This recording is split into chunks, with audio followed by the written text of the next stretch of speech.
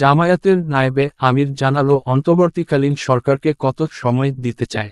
ANB news desk. জামায়াতে ইসলামীর কেন্দ্রীয় নায়েবে আমির অধ্যাপক মুজিবুর রহমান বলেছেন, জনগণের টাকায় যে পুলিশ চলে, সেই পুলিশ জনগণের ওপর গুলি করে অসংখ্য মানুষকে হত্যা করেছে।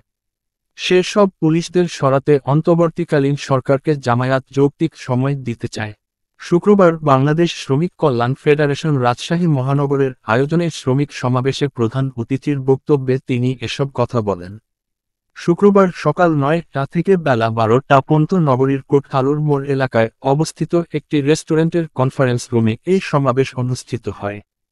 শ্রমিক সমাবেশে প্রধান অতিথি হিসেবে উপস্থিত ছিলেন জামায়াতে ইসলামীর কেন্দ্রীয় নায়েবে আমির অধ্যাপক মুজিবুর রহমান।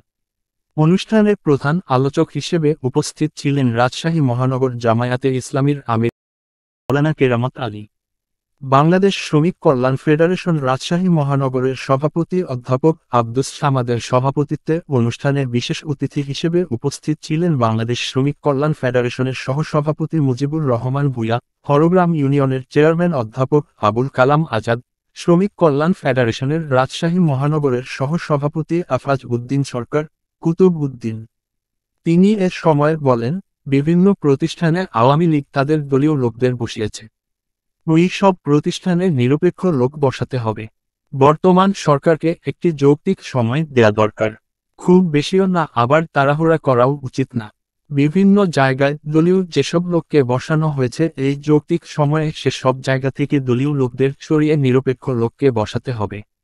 এই কাজটা করতে যতটুকু সময় লাগে, সেই সময়টা আমাদেরকে দিতে হবে। ANBnews24.com